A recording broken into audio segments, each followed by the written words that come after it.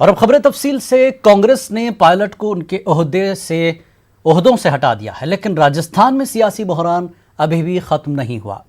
इस सियासी हलचल पर अभी तक सचिन पायलट खामोश हैं। उन्होंने सिर्फ एक ट्वीट किया है कि सच को परेशान किया जा सकता है, हराया नहीं जा सकता। पायलट का बाकायदा बयान आना अभी बाकी है। उधर अशोक गहलोत ने बीजेपी पर बड़ा इल्जाम लगाते हुए कहा है कि पिछले 6 माह से रियासत में सरकार गिराने की साजिश हो रही है, जबकि बीजेपी रियासत की ताजा सूरत-ए-हाल पर मौके की तलाश में है। सवाल यही है कि पायलट के बगैर राजस्थान की सियासी तस्वीर कांग्रेस के लिए कैसी होगी। इसी पर देखिए रिपोर्ट। राजस्थान का सियासी बहरान, पायलट का काम हुआ तमाम, मुश्किल में सरकार।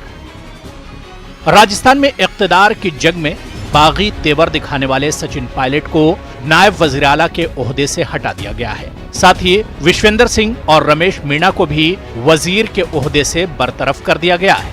कांग्रेस तर्जुमान रणदीप सुरजेवाला ने तादीबी कार्रवाई से मुताल्लिक ऐलान किया। इसके साथ ही वजीर आला गहलोत ने गवर्नर से मुलाकात की और सियासी हालात की जानकारी दी। सीएम गहलोत ने मीडिया से बात करते हुए कहा कि इन तमाम साजिशों के पीछे बीजेपी का हाथ है। इसके अलावा हमारे साथी भी इन साजिशों के शिकार हो गए। ये जमहूरियत के लिए सबसे खतरनाक है। पिछले 6 महीने से षड्यंत्र चल रहा था और हम सबको जानकारी थी कि ये षड्यंत्र बहुत बड़ा है, हॉर्स ट्रेडिंग हो रही है और ये चलता रहा और जो स्थिति आज पहुंची उसी कारण पहुंची है। हमारे कुछ साथी गुमराह होकर के चले गए दिल्ली के अंदर। श्री सचिन पायलट जी को, श्री विश्वेंद्र सिंह जी को और मीना जी और श्री रमेश मीणा जी को उप मुख्यमंत्री और मंत्री पद के भार से फौरी तौर से मुक्त किया जाता है। गोविंद सिंह दोतासरा जी को राजस्थान प्रदेश कांग्रेस कमेटी का नया अध्यक्ष बनाया जाता है। इस बीच सचिन पायलट ने ट्वीट कर अपना दर्द जाहिर किया। उन्होंने कहा, सच को परेशान किया जा सकता है, हराया नहीं जा सकता। उम्मीद की जा रही है कि बहुत जल्द पायलट अपनी आगे की हिकमत अमली के बारे में जानकारी देंगे। राजस्थान की ताजा सियासी सूरत हाल पर बीजेपी अब खुलकर मैदान में आ गई है। बीजेपी लीडर गुलाब चंद कटारिया ने कहा कि गहलोत सरकार पहले अपनी अक्सरियत साबित करे। बहुमत सिद्ध करने का प्रयास करोगे, लोकतंत्र के साथ एक तरह से चीर हरण का काम होगा। अगर दम है तो पहले हाउस के फ्लोर पर अपना बहुमत साबित करें और उसके बाद मंत्रिमंडल का विस्तार करें तो जनता में एक अच्छी प्रतिक्रिया जाएगी। राजस्थान में पायलट और गहलोत की लड़ाई अब खुलकर सामने आ गई है। ऐसे में सवाल यही है कि राजस्थान में गहलोत अपनी सरकार कैसे बचा पाएंगे। क्या पायलट के जाने के बाद गहलोत को सरकार बचाने में परेशानी नहीं होगी? राहुल गांधी के बेहद करीबी सचिन पायलट का कांग्रेस से बाहर जाना कांग्रेस के लिए अच्छी अलामत नहीं है। इससे पहले मध्य प्रदेश में सिंधिया ने कांग्रेस का हाथ छोड़ा और बीजेपी का दामन थाम लिया। कांग्रेस की आला क़यादत क्या अब पार्टी के अंदर पैदा हो रही बेचैनी को खत्म करने के लिए कोई अहम कदम उठाती है? ये देखना अहम होगा। Bureau report, news 18 Urdu. Sachin Pilot को ओहदे से बर्खास्त किए जाने पर सलमान खुर्शीद ने अफसोस का इजहार किया। सलमान खुर्शीद ने कहा कि मुल्क को तोड़ने वाली ताकतों से लड़ने के लिए खुद की ख्वाहिशों को अलग रखना जरूरी है। आप कह रहे हैं कि दुख हो रहा है और ये भी कह रहे हैं कि इसके पीछे कुछ शक्तियां हैं, तो युवा ही क्यों जा रहे हैं? सिंधिया गए, सचिन पायलट नाराज हैं, मिलिंद देवड़ा को भी लेके इसी तरह की बातचीत। जो युवा चेहरे थे वो तो कहीं ना कहीं पार्टी के अंदर ही कुछ कमियां हैं, तभी सब छोड़ के जा रहे हैं एक के बाद एक। देखिए, पार्टी में कमी होती तो हम क्यों नहीं जाते? पार्टी की कमी नहीं है, हमारी कमी हो सकती है। हमारी महत्वाकांक्षाएं क्या हैं, हम कितना अपने पर काबू कर सकते हैं, ये सारी सोचने के विषय हैं। जो अनुभवी लोग हैं, अगर वो कोई कष्ट भी हो, अगर उनको कोई खेद किसी बात का भी हो, आपस में अनुभव को सामने रखते हुए, अपने पुराने संबंध सामने रखते हुए और जो पार्टी की जो पार्टी का महत्व है उसको सामने रखते हुए उन बातों को सुलझा लेते हैं। अगर कुछ लोग नहीं सुलझा पा रहे हैं तो ये दुख का विषय है। मैंने कहा ये दुख का विषय है। सवाल इसका नहीं है कि कौन किस पार्टी से खुश है, इसका मतलब ये है कि वो पैसे से किसी को खरीद रहे हैं। तो कम से कम ये तो नहीं होना चाहिए ना हमारे देश में, ना बिकने वाला बिकना चाहिए और ना खरीदने वाले को खरीदना चाहिए, क्योंकि यही चीज़ है जो हमारे देश को नुकसान पहुंचाएगी। तो इसलिए बहुत लोग हैं कांग्रेस पार्टी में, हम लोगों को तो बहुत कुछ मिला है। ऐसे लोग हैं कांग्रेस पार्टी में, मैं उत्तर प्रदेश के बहुत सारे लोगों को जानता हूं जिन्हें बचपन से कुछ नहीं मिल पाया, क्योंकि हम लोग वहां सरकार में नहीं रहे, तो उन्हें बचपन से कुछ नहीं मिल पाया, वो भी तो आज कांग्रेस के साथ हैं। तो सलमान खुर्शीद साहब कह रहे हैं कि पार्टी में जो हो रहा है वो दुख की बात है, लोगों को धैर्य रखना चाहिए और पार्टी के साथ रहना चाहिए। कैमरामैन प्रहलाद के साथ नई दिल्ली से अशरफ काज़मी, न्यूज़ 18। आज देवबंद में मुनक्कदा जमीयत उलमा हिंद की कौमी एग्जीक्यूटिव कॉन्फ्रेंस में हुकूमत से मुतालबा किया गया कि CAA के खिलाफ एहतजाज करने वालों को गैर मशरूत रिहा किया जाए। वहीं मीटिंग में ईद उल अजहा की नमाज से मुताल्लिक और दीगर इंतजामात को लेकर बातचीत हुई।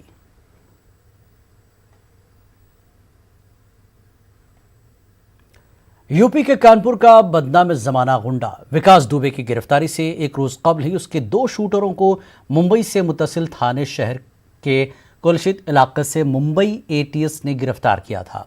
अब इन दोनों मुलजमीन अरविंद त्रिवेदी और सोन तिवारी को यूपी ले जाने के लिए थाने सेशन कोर्ट में अपील दाखिल की गई, जिस पर पुलिस ने बजरिए रोड और वकील इस्तिगासा ने इन मुलजमीन को बस या कार के जरिए ले जाने पर खतरा बताते हुए उन्हें हवाई जहाज से ले जाने का मुतालबा किया है। थाने सेशन कोर्ट फिलवक्त इन दोनों मुलजमीन को 16 तारीख तक पुलिस तहवील में रखने का हुक्म दिया है। जी, आज जो है दोनों जो आरोपी जो है वो ATS ने जो ताबे में लिए थे कल, वो लोग को यूपी पुलिस ने ट्रांजिट रिमांड के लिए मांग की थी। वो मांग के लिए हमने उसकी मांग जो है हमने ठहरा है कि ये जो आरोपी थे वो टाइम पे जगह पे नहीं थे, ऐसा कोई उनके खिलाफ पुरावा नहीं है। ये खाली विकास दुबे के सहकारी है, यही इसका रोल है, बाकी कुछ इनका रोल नहीं। तो उसको ट्रांजिट रिमांड ना दिया जाए। और जो 2 नंबर जो आरोपी है वो किधर दहशतवादी के लिस्ट में नहीं है, उसका कोई किधर भी पोस्टर नहीं। 2 नंबर का आरोपी जो गुदन का जो ड्राइवर है उसको यहाँ से बरी की जाए, यहाँ से डिस्चार्ज किया जाए। लेकिन उन्होंने बोला है कि हमको इंक्वायरी के लिए दोनों भी आरोपी चाहिए, इसके लिए जो 16 तारीख तक उनकी रिमांड दी गई है कानपुर लेके जाने के लिए। टेक्नोलॉजी के इस्तेमाल से हैदराबाद पुलिस लापता बच्चों की तलाश के काम बखूबी अंजाम दे रही है। रचाकुंडा पुलिस कमिश्नर महेश भागवत ने वनस्थलीपुरम मुस्कान टीम की कारकर्दगी को सराहा है और पूरी कार्रवाई अंजाम देने वाली पुलिस एहलकार जी मोनिका को इनाम से नवाजा। दर्पण ऐप के जरिए अशोक की बेटी लक्ष्मी का पता लगाया गया। वो अब 4वीं जमात की तालिबा है। गुज़श्ता साल संगारेड्डी के एक बालघर से लक्ष्मी लापता हो गई थी। बाद में वो सिकंदराबाद के एक बस अड्डे पर मिली थी। लड़की को अब्दुल्लापुर मिड के यतीम खाने मुंतकिल किया गया था। लक्ष्मी से पूछगछ पर पता चला कि वो वकाराबाद के परगी बाजार में अपने माँ बाप से बिछड़ गई थी। उसे एक शख्स ने संगारेड्डी मुंतकिल किया था। मजीद जानकारी के लिए अब्दुल्लापुर मिड पुलिस से रब्त किया जा सकता है।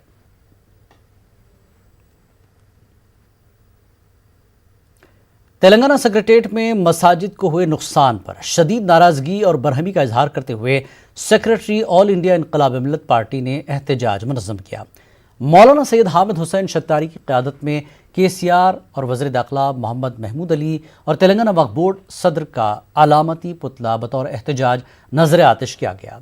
इस मौके पर मौलाना सैयद हामिद हुसैन शत्तारी ने मीडिया से बात करते हुए वज़ीर आला से मुतालबा किया कि वो मुस्लिम तंजीमों के वफ्द को मसाजिद को हुए नुकसान के मुशाहदे की इजाज़त दें ताकि मुसलमानों में पाई जाने वाली बेचैनी को दूर किया जा सके। इस मुजाहरे में हकीम सूफी सैयद शाह मोहम्मद खैरुद्दीन कादरी के अलावा दीगर भी मौजूद थे। ये धोखा देने की कोशिश की जा रही है कि कुछ हिस्से को मुनज़्ज़म किया गया है। अगर ये बात सच है तो फिर मीडिया को वहाँ पर जाने से क्यों रोका जा रहा है? मीडिया को जाने से क्यों रोका जा रहा है, हकीकत को सामने लाने से क्यों रोका जा रहा है। ऑल इंडिया सूफी उलमा कौंसिल और मजलिस इनकलाब मिल्लत इस वाक़े की पुरजोर जो है ना मजम्मत करती है और मुसलमानों को ये पैगाम देती है कि अब वक्त आ गया है कि टीआरएस सरकार के खिलाफ मुत्तहिदा तौर पर जद्दोजहद करने की ज़रूरत है। आज ये 4 मसाजिद है बोल के अगर हम खामोश बैठ जाएं तो मैं ये दावे से कह सकता हूँ कि हमको इस बात का खदशा है कि ऐसे कई मसाजिद को जो ना ढा दिया जाएगा। तो क्या हम इसी तरीके से खामोश तमाशाई बने रहेंगे? इतना बड़ा सानहा हुआ है तो केसीआर साहब मीडिया के सामने आके बयान क्यों नहीं दिए? वो महमूद अली के ज़बान से क्यों कहना चाह रहे हैं? जिस तरीके से नरसिम्हा राव अपनी ज़बान को बदल दिया था, उन्होंने कहा था कि मैं मस्जिद बनाने का वादा नहीं किया और हुकूमत का काम मस्जिद बनाने का नहीं है, ये नरसिम्हा राव के अल्फाज थे। मैं पुरजोर मुतालबा करता हूँ कि वहाँ पर हमको जाने दिया जाए, हकीकत को आवाम के सामने लाने दिया जाए। अगर आप सच्चे हैं तो हमको जाने का मौका देंगे, वरना झूठ कह रहे हैं और दोनों मसाजिद को शहीद कर दिया गया है। ये हमारे वो मुस्लिम कायदीन जो इनक्लोजर की हैसियत से हैं, जिनके अलाइंस की हैसियत रखते हैं, उन्होंने जो है उसमें शामिल हाल रहा। मौजूदा हमारे इत्तेहादुल मुस्लिमीन के कायदीन के वालिद सलाहुद्दीन साहब अवैसी जब बाबरी मस्जिद गिराई गई थी तो उन्होंने जो है पार्लियामेंट के सामने आप जो है ये मीडिया से बयान किया था कि मैं अभी नरसिम्हा राव प्राइम मिनिस्टर से मिल के आया हूँ, उन्होंने तयक़ुन दिया है कि बाबरी मस्जिद वहीं बनाई जाएंगी। ये झूठों का एक ग्रुप है। वो वहाँ बाप उन्होंने कहा था, आज उनके बेटे जो है आज हैदराबाद के अवाम को धोखा दे रहे हैं। इसी बुनियाद पर जो है हमारे अमानुल्लाह खां साहब का इख्तिलाफ हुआ था। अमानुल्लाह खां को टेलीफोन करके उन्होंने कहा था कि आप किसी किस्म का एहतजाज बच के दें। तेलंगाना और आंध्र प्रदेश के सदर जमीयत उलमा हिंद मौलाना हाफिज पीर शब्बीर अहमद ने मीडिया से बातचीत में हुकूमत पर शदीद नाराज़गी ज़ाहिर की। उन्होंने सेक्रेटेरिएट की दोनों मसाजिद को हुए नुकसान पर नाराज़गी का इजहार किया। हाफिज पीर शब्बीर ने वज़ीर दाखिला महमूद अली से मुतालबा किया कि वो बयानबाजियों के बजाय ठोस इक़दाम करें और आवाम में पाई जाने वाली तशवीश और बेचैनी को दूर करें। मेरी इस वक्त एक जो है होम मिनिस्टर साहब और वक्फ बोर्ड के चेयरमैन और जो है उनके डायरेक्टरों से ये मुतालबा करता हूँ कि वो खुद जाएं, क्योंकि वो लोग सरकारी आदमी हैं, वो लोग जाएं और वहाँ सेक्रेटेरिएट के अंदर जाकर वहाँ क्या हालात हुए, मस्जिद शहीद हुई या कोना गिर गया या किस तरह गिरा, ये आवाम के सामने लाएं। वो बात ये सिर्फ ये है कि बयानबाजी होने के बजाय आप जाएं और जाके, क्योंकि आपको गवर्नमेंट की कोई इजाज़त लेनी नहीं पड़ती, दोनों होम मिनिस्टर है या वक्फ बोर्ड है, वक्फ बोर्ड के जो अराकीन और बोर्ड के डायरेक्टर्स हैं, वो जाएं, वो जाके देखें कि वाकई मस्जिद शहीद हो गई या कोना गिरा है। और दूसरी बात यह है कि वहाँ पे जो मुक़द्दस किताबें थी, जहाँ नमाज था और वो सब चीज़ें थी, वो तमाम चीज़ें जो है ना एक जगह महफूज करें। ये लोग जो जाएंगे तो ये लोग बाज़ाब्ता निशान लगाए वहाँ पे जो है ना लोहे के जो है ना लेके निशान लगाए, वहाँ पर बड़े बड़े एंगल लेके गाड़े कि ये मस्जिद का निशान है, ये मस्जिद थी यहाँ पहले। इस तरह हमारी महफूज रह सकती है और उसी जगह मस्जिद बन सकती है। वरना जो है ना 25 से 30 एकड़ जमीन में जब मुसद्दा हो जाएगा तो पता नहीं चलेगा कि मस्जिद कहाँ थी। बाबा अमरनाथ दर्शन के लिए यात्रा जुलाई माह के तीसरे हफ्ते से शुरू हो रही है। 21 जुलाई से शुरू हो रही यात्रा के लिए हर रोज 500 अकीदतमंदों के काफिले को कोविड-19 टेस्ट के बाद रवाना करने की इजाज़त दी गई है। इसी तरह पर ईद उल अजहा के मौके पर भी मसाजिद में नमाज अदा करने की इजाज़त दिए जाने का मुतालबा जमीयत उलमा हिंद ने किया है। मेरठ में आज जमीयत उलमा हिंद शहर मेरठ के एक वफ्द ने डीएम से मुलाकात करके ईद उल अजहा की नमाज और कुर्बानी के जानवरों के बाजार के लिए इजाज़त दिए जाने का मुतालबा पेश करते हुए डीएम के जरिए मरकजी और सूबाई हुकूमत को मेमोरेंडम भी पेश किया है। वाज़ेह कि ईद उल अजहा के मौके पर नमाज और कुर्बानी के अहतमाम के साथ कुर्बानी के गोश्त की तकसीम में भी दुश्वारी पेश आएगी। इन तमाम परेशानियों के पेश नज़र रखते हुए जमीयत उलमा हिंद ने ज़िला इंतज़ामिया और हुकूमत से रियायत की अपील की है। नाथ यात्रा के अंदर 500 संतों और साधुओं को जाने की, टेस्टिंग के बाद जाने की इजाज़त दी गई है। तो जब अमरनाथ यात्रा के अंदर 500 यात्री जा सकते हैं, प्रार्थना कर सकते हैं, तो हम क्यों नहीं ईद की नमाज के अंदर 500 नहीं तो हमें 100 दीजिए, हमें 50 दीजिए। लेकिन हम लोगों को भी, हम भी इस बात के लिए डिमांड रखी है कि आप टेस्टिंग के साथ, हम नहीं कह रहे, हमारे आदमियों को टेस्टिंग करके ईदगाह में दाखिल करिए और उनको नमाज पढ़ने की इजाज़त दी। ईद भी इसी तरह गुजरी और बकरा ईद भी अब इन्हीं दिनों में आ रही है, तो उस पर ख़ासकर इस बात पर तवज्जो दी जाए कि कुर्बानियाँ हम लोग करते हैं, कुर्बानी करने में कोई दुश्वारी ना हो और गरीब लोगों को गोश्त तकसीम किया जाता है। अब अगर लॉकडाउन रहेगा, उसकी सख्ती का लोग पालन करेंगे तो कैसे हम लोगों को, गरीबों को गोश्त दे पाएंगे। झारखंड की जेलों में बंद गैर मुल्की तबलीगी जमात के लोगों की रिहाई का मुतालबा किया जा रहा है।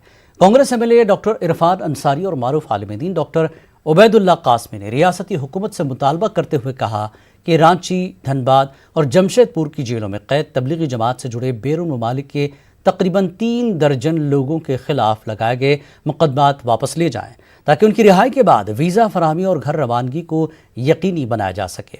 वाज़र की जमात से जुड़े लोगों को वीज़ा ज़ाब्ते की खिलाफ वर्जी के इल्ज़ाम में गिरफ्तार किया गया है। इनमें एक शख्स कोरोना मुस्बत पाया गया था। तबलीगी जमात जो झारखंड में आए हुए हैं, केंद्र सरकार के इशारे पर जो झारखंड सरकार ने उन पर जो केस किया है, जो मुकदमे किए हैं, अब हमें नहीं लगता कि इसका कोई औचित्य है। सरकार को पीछे हटना चाहिए और कुछ धाराएं ऐसे लगा दिया गया है जिसके कारण वो अब विदेश नहीं जा पाएंगे। मैं कहना चाहता हूं कि जो जमात है, जमात ने कोई बीमारी नहीं फैलाया है, ये कोरोना तो चाइना ने फैलाया है और खामखा एक साजिश के तहत इन जमातों को बदनाम किया गया। मेरा ये मानना है कि सरकार को इस पर पहल करनी चाहिए और जो लोग बाहर से आए जो लोग हैं उनको ससम्मान धारा हटाकर उनको विदेश भेजना चाहिए। देशद्रोह के मुकदमे में फंसा दिया गया और वो जेलों में बंद हैं, जमशेदपुर, रांची और धनबाद में। सरकार से मेरी गुजारिश है कि उनको फ़ौरन रिहा किया जाए और उनको उनके वतन वापस भेज दिया जाए। सरकार से और ख़ास तौर पर हेमंत सोरेन जी से गुजारिश करता हूँ कि झारखंड के 3 ज़िलों में तकरीबन रांची, धनबाद और जमशेदपुर में 40 मलेशियाई और दूसरे गैर मुल्की अफराद जो जमात में आए थे वो जेलों में बंद हैं, उन पर से मुकदमा वापस लिया जाए और उनको उनके वतन, उनके मुल्क। सीबीएसई ने 12वीं के नतीजों को लेकर इस बार अपनी मेरिट लिस्ट जारी नहीं की है, लेकिन बेटियों ने इस बार भी बेहतर रिजल्ट दिया है।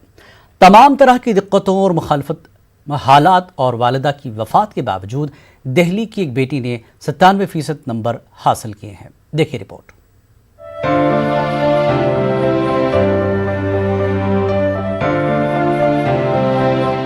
दिल्ली के कैम्ब्रिज स्कूल श्रीनिवासपुरी की तालिबा रही हिबा हैदर रिजवी ने 12वीं क्लास सीबीएसई के नतीजे में 97% नंबर हासिल किए हैं। वैसे तो तलबा और तालिबात के 97% से ज्यादा नंबर आए हैं, लेकिन हिबा हैदर रिजवी की कामयाबी इसलिए भी खास है क्योंकि हिबा की वालिदा का पहले साइकोलॉजी के पेपर के फौरन बाद इंतकाल हो गया था। दुख की इस घड़ी में हिबा ने खूब मेहनत की और अपनी वालिदा का सपना पूरा करते हुए नुमाया नंबर हासिल किए। हिबा कहती हैं कि वो अपनी वालिदा की ख्वाहिश के मुताबिक लेक्चरर बनना चाहती हैं। मेरी मम्मी भी टीचर थी, तो मुझे साइकोलॉजी में टीचिंग या फिर प्रोफेसिंग में जाना है और उनकी डेथ की वजह से मुझे मोटिवेशन भी मिली कि उनकी ख्वाहिश को पूरा करना है, तो उनके वजह से मैं और ज़्यादा मेहनत करने लगी। 2-2 घंटे का शेड्यूल बनाकर पढ़ाई करने वाली हिबा ने साइकोलॉजी में 99, सोशियोलॉजी में 97, इंग्लिश में 94, ज्योग्राफिया में 96 और पॉलिटिकल साइंस में 95% नंबर हासिल किए हैं। अहले खाना में अब खुशी और गम एक साथ है। हिबा, उनके वालिद हैदर रिजवी और दादा को बुरा वक्त पूरी तरह याद है। इनको प्रेशराइज नहीं किया हमने कभी भी कि ये साइंस लें या कुछ लें। इनका जो फेवरेट सब्जेक्ट है उसी में इनकी चॉइस रही और उसी में हमें लगता था कि अच्छा करेंगे, बिना किसी कोचिंग के और उसके उन्होंने किया और आगे भी ये इसमें एकेडमी में जाना चाहती हैं। हम इनको फुल सपोर्ट करेंगे। नहीं, ये एक तरीके से टूट गए थे, सपोर्ट किया, रात रात को जब ये पढ़ते थे तो रोने लगते थे बीच में। इनका बेटा ये अब हो चुका है, देखो अल्लाह की मर्जी थी ये, लेकिन जो चीज़ चेंज कर सकते हैं बेटा वो आप पढ़ाई से ही कर सकते हो चेंज। फैमिली में थोड़ा सा पढ़ने का रुझान तो शुरू से था मगर इन लोगों को ज़्यादा एडवांटेज मिल गया कि माँ भी टीचर थी और गाइडेंस भी थोड़ा सा वो मिला, तो we are very happy and proud. हर साल इम्तिहान के नतीजे आते हैं, मेहनत करने वाले बच्चे पास होते हैं और सबके लिए मिसाल पेश करते हैं। हिबा की कामयाबी और मेहनत भी ऐसे ही एक खूबसूरत मिसाल है। न्यूज़ 18 उर्दू के लिए दिल्ली से खुर्रम शहजाद की रिपोर्ट। कर्नाटक में कोरोना की रफ्तार में किसी कमी के आसार नजर नहीं आ रहे हैं। कर्नाटक ने आज 40,000 का आंकड़ा पार किया है। कर्नाटक से आज फिर 3,000 के करीब मामले दर्ज हुए हैं। रियासत में आज 2,738 मामले दर्ज किए गए, जिसके साथ ही पॉजिटिव केसों की तादाद 41,581 हो गई है। एक्टिव केसों की तादाद 24,572 हो गई है। अब तक कुल 16,248 अफराद डिस्चार्ज हुए हैं। आज 73 अमवात रिकॉर्ड की गई हैं, जिसके बाद अब कर्नाटक में अमवात की तादाद 757 हुई है। आज भी सबसे ज्यादा 1315 केस दारुल हुकूमत बेंगलुरु से दर्ज किए गए हैं। और वहीं कोरोना के बढ़ते केसों के पेश नजर जिला गुलबर्गा में मुकम्मल लॉकडाउन नाफिज कर दिया गया है। ताहम सड़कों पर लॉकडाउन नजर नहीं आ रहा है। सड़कों पर ट्रैफिक मामूल के मुताबिक है, अलबत्ता शहर के तमाम तिजारती मराकज बंद हैं। अशिया ज़रूरिया और तामीराती कामों के सामानों की दुकानें, मेडिकल शॉप्स, किराना, सब्जी, गोश्त की दुकानों को खुला रखने की इजाज़त दी गई है। कर्नाटक के दारुल हुकूमत बेंगलुरु से क़ब्ल हैदराबाद कर्नाटक के दारुल हुकूमत समझे जाने वाले ज़िला गुलबर्गा में लॉकडाउन नाफिज कर दिया गया है। कल रात डीसी ने रात 9 बजे के आसपास से फरमान जारी करते हुए ज़िला भर में लॉकडाउन का ऐलान किया है। इस वक्त हम शहर के एक मसरूफ़ तरीन इलाके जगत सर्कल पर हैं। लॉकडाउन का ऐलान तो हुआ है, लेकिन ऐसा नज़र नहीं आ रहा है कि हकीकी तौर पर ज़मीनी सतह पर लॉकडाउन है। आप देख सकते हैं शहर में ट्रैफिक पूरी तरीके से मामूल पर है। ट्रैफिक पर लॉकडाउन का कोई असर नज़र नहीं आ रहा है, पूरी तरीके से मामूल पर ट्रैफिक है। ये शहर का मसरूफ़ तरीन इलाका जगत सर्कल है। इस पर हम देख सकते हैं कि ट्रैफिक पूरे 2 व्हीलर आपको नज़र आ रहे हैं, 4 व्हीलर नज़र आ रहे हैं। ये ट्रांसपोर्टेशन की आपको टेम्पो नज़र आ रही है, ऑटोज़ नज़र आ रहे हैं। तो इस तरह से ऐसा लग नहीं रहा है कि शहर में लॉकडाउन है। हाँ, अलबत्ता इस बात को तो माना जा सकता है कि जो तिजारती मराकिज़ हैं पूरी तरीके से बंद है। सुपर मार्केट पूरी तरीके से बंद है। नेहरूगंज का एरिया पूरी तरीके से बंद है। दरगाह शरीफ का एरिया मुकम्मल बंद है। शनबेश्वर मंदिर का इलाका पूरी तरीके से बंद है। स्टेशन बाज़ार, रिंग रोड सुबह से दुकान खुली नहीं है। अलबत्ता बाज़ार में दुकानों के बाहर लोग ज़रूर जमा हैं क्योंकि रात में 9 बजे के बाद ऐलान हुआ था, तो कई एक दुकान वालों को सही तरीके से इन्फॉर्मेशन नहीं मिल पाई कि लॉकडाउन है या लॉकडाउन है। अब ऐसे इसमें कई लोग परेशान हैं कि उन्हें मोहल्लत नहीं मिली, कुछ हद तक छूट दी गई है। लेकिन अगर से बात की जाए तो अवाम में एक नाराज़गी है। अवाम का भी कहना है कि अगर से बेंगलुरु के वासियों को 3 दिन से पहले मोहल्लत दी जाती है लॉकडाउन के ऐलान की, तो इसी तरह से गुलबर्गा के शहरियों को भी मोहल्लत दी जानी चाहिए थी। न्यूज़ 18 उर्दू, गुलबर्गा, जवाद मीर। खास बात इंडिया में फिलहाल इतना ही। मजीद ताज़ा खबरों के लिए आप हमारी वेबसाइट news18urdu.com पर लॉग इन कर सकते हैं।